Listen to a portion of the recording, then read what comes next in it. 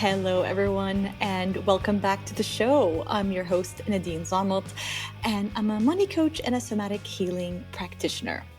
So, to those of you who are new to the show, welcome. I'm delighted that you are here. To those of you who have been tuning into the show for a while and you're wondering where the fuck I've been, well, I'm about to update you all. For the past 2 months, my life has been turned upside down. I woke up one morning in February with sudden and extreme weakness in both my hands and my feet. I kind of talked about it a little bit in previous episodes. I called it an injury, and you'll see why I thought it was an injury in the beginning. It was so scary. And the only explanation that I had for it back then is that I may have messed up my neck while training, doing headstands in yoga and in breakdancing. So, naively enough, I called it an injury and I waited for it to go away. Instead, it just got worse and worse and worse over the following weeks. My fine motor skills were gone. I was not able to do pretty much nothing with my hands. The weakness also came with a lot of numbness and a lot of tingling that drove me nuts. And it felt like my hands and my feet were on fire. I wasn't able to sleep at night, and my walking even became really weird. Like my gait was really weird. I was still able to walk, thankfully, but with extreme difficulty. My legs felt like lead. They became so heavy. My fingers, like I was saying, I lost my fine motor skills. My fingers got so weak, I wasn't even able to hold my phone or even press on the touch screen. It became that bad. I even stopped eating because it was so hard and depressing for me to do so. I was barely able to brush my teeth. That was like my my biggest win of the day, that I was able to brush my teeth, and I needed help with pretty much everything else.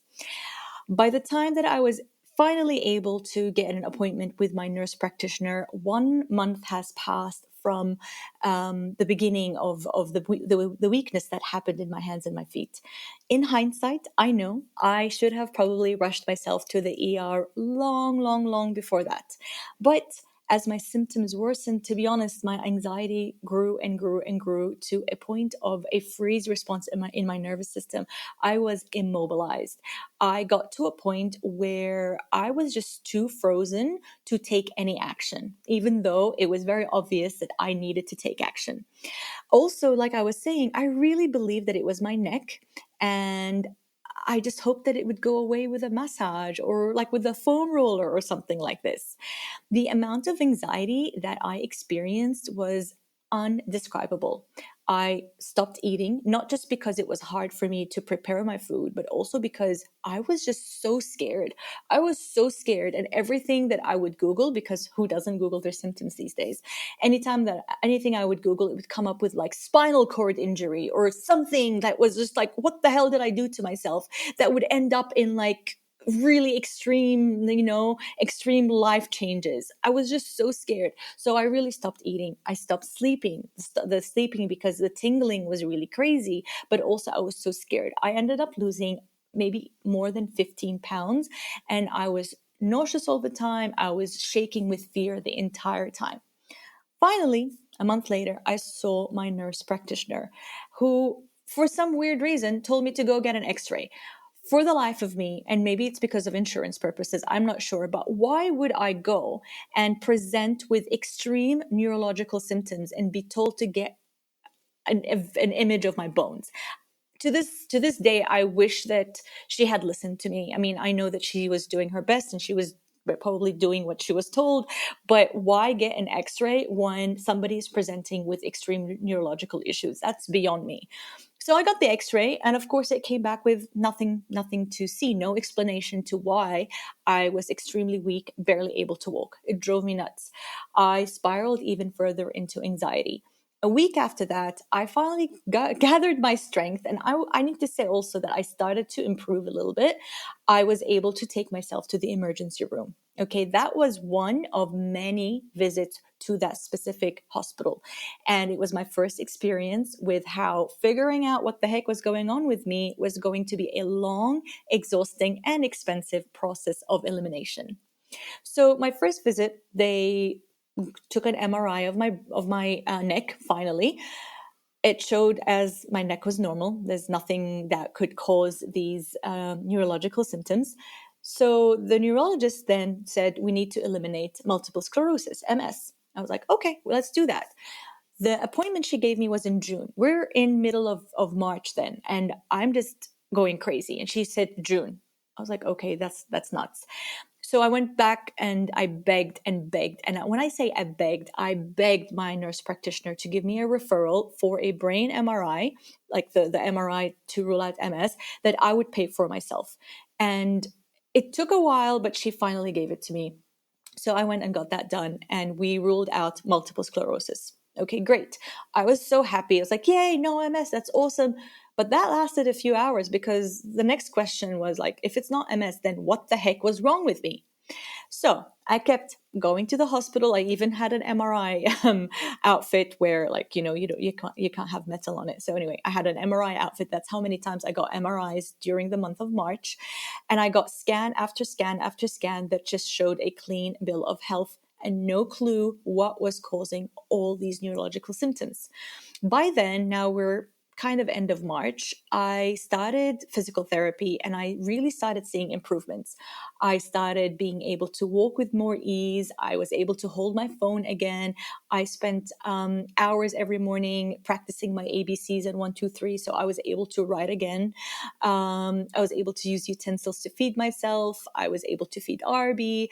I was able to lift my pants up after peeing and even wash my hair. Okay. So for these 2 weeks, I was really satisfied with focusing on my progress that I set aside, or actually I gave up on ever finding out what was happening with me. Also, during that time, I was pleasantly surprised and distracted with a plot twist. After my father heard that I was sick, we broke our 8-year feud. We finally began talking again. The support and the love that I received from my father throughout this sickness was tremendous. It was tremendous. He would stay on the phone with me for like 6, 7 hours a day. If you've gone through severe depression and anxiety, you probably know what I mean when I say that I could not bear being alone for 1 minute. It was scary being alone. So throughout the day, my dad would stay on the phone with me just to make sure that I was okay. That itself was huge. It was huge. Like, we now are so close, and I'm so appreciative of that. So, talking to my dad and talking obviously to my mom, I decided to go to Jordan. Okay. I really felt like I needed my family. I really, really needed my family. Before leaving, a friend of my mom's told her about something called a nerve conduction study. Why I say a friend of my mom mentioning that is that my mom, from her friend, suggested that I go get a test. Not my doctors, no one from the ER, no one from the doctor's office that I kept on badgering and visited. No one suggested that. My mom did her research and told me, go get something called a nerve conduction study and an EMG. I don't know what that stands for, just as a last ditch effort to find out what's happening. I was like, okay. So I booked an appointment with my nurse practitioner, and I'm like, can you please give me something called an NCS and an EMG? And she goes, sure, why not? And I was like, why didn't you suggest that a month ago? Oh my God. So I finally was able to get an appointment with a neurologist right before leaving to Jordan. And I finally found out the reason for all these symptoms. It was finally revealed to me after 2 months of like killing myself and trying to understand what the heck was wrong with me. I had a rare autoimmune condition called Guillain Barré Syndrome. I'm not a doctor, but Guillain Barré Syndrome, or GBS for short, is a rare autoimmune condition where the immune system attacks the peripheral nerves, meaning the nerves in your hands and your feet, causing sudden weakness, numbness, tingling, balance issues, and sometimes even temporary paralysis and a difficulty in breathing, and it can even mess with your heart muscle. It usually comes on very quickly, attacks for 4 weeks, but with the right care and with time, most people do 100% recovery. Okay. like luckily that I've been doing. So I was mentioning that by the end of March, I was slowly improving. I thought it was physical therapy, but it was just a disease that I had. Okay. What came up with all of this, especially with the doctor that diagnosed me, is that a real concern that this should have been picked up straight away at the hospital when I went. And since I got diagnosed 7 weeks after the first symptom began, it was a little bit too late to receive the medication, okay? Because that medication, it was critical that whoever has Guillain-Barré receives the medication within the first 4 weeks, because after 4 weeks, it leaves the system. But if you receive that medication within the first 4 weeks, what happens is that it actually ends the nerve damage and it jump starts the healing process earlier. Unfortunately, I didn't get that. But fortunately, what I had was the mild version of it, because I never needed any assistance with breathing or swallowing. So thank goodness for that. So from there, from being diagnosed at week 7 or 8, my personal plan became lots of rehab, lots of physical therapy, and even occupational therapy for the fine motor skills. A few days after that, I was still riddled with a lot of anxiety, because just because I knew the answer doesn't mean that the anxiety left my system. My system was still in fire or flight. Like, what I went through was pretty traumatizing. I actually ended up going to Jordan. I got the okay from the doctor. I was also very scared of it attacking again, because the internet says that there's 2% chance of it attacking again. So I was like, oh my God, if I got a rare disease, then maybe I also will have that 2% chance. So I flew to Jordan, luckily, and I saw two more neurologists who confirmed GBS. One of them was quite what's the word, like conservative. He suggested that I take a dose of that medication, even though it was too late for it, just in case. So I did. I took a 6-hour intravenous dose of an immunosuppressant to stop and help reverse the nerve damage that was going on. I still don't know if I need another one or whatever, but I feel like I'm improving.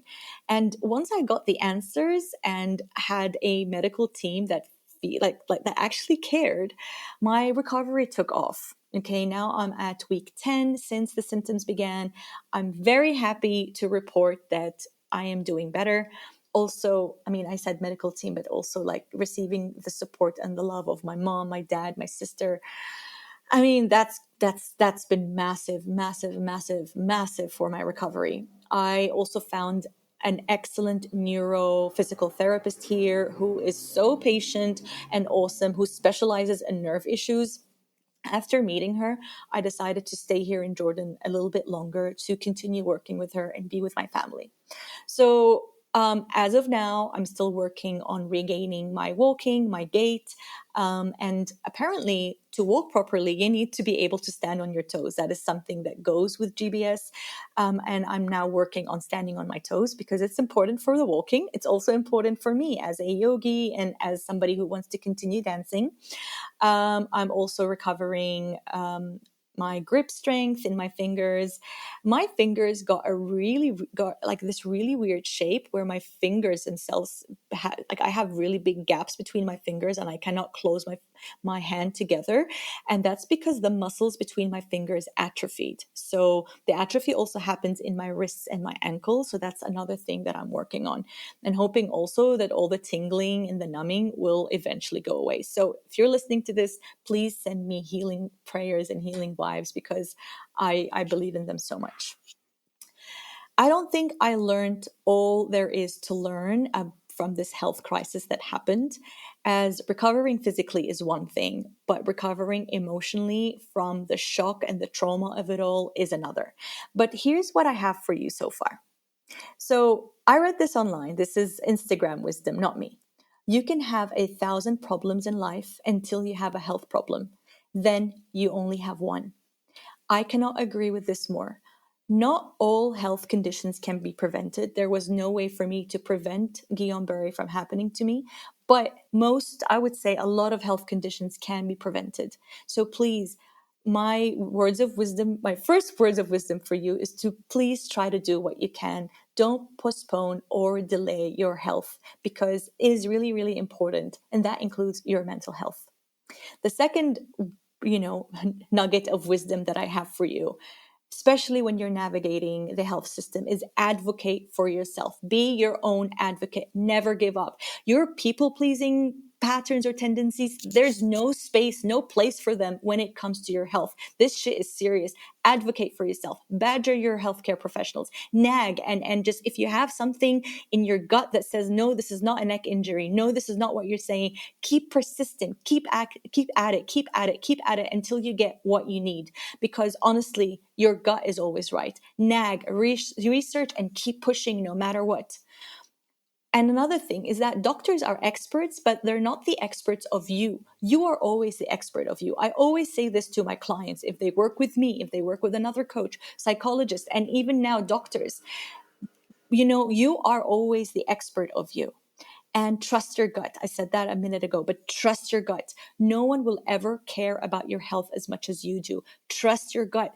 It never sat right with me that it was a neck injury, even though I wanted it to be, because that felt more benign, right? But honestly, like the more I thought about it, the more it did not sit right with me. And I kept pushing and pushing and pushing and pushing. So trust your gut. You will never, ever, ever, ever regret honing in the skill of trusting your gut. Promise. And never underestimate the healing powers of your body. Your mind and the way that you think about yourself also has a lot to do with how your body heals. Because when we look at Western medicine, they always say that you will heal from surgery, or you will heal from this medicine or that medicine. But your body has this innate ability to heal and to return back to homeostasis. The other thing that I want to add is the way that you think about your recovery. Your mind has a lot to do with your recovery process. Because the minute I found out what it was that I had, I didn't need medicine. I just needed that conviction and the belief that it was going to go away. And I started recovering like straight away. My physical therapist was like, oh, wow, Nadine, there's a big difference between yesterday and today. And that's just because I found out what the heck was wrong with me.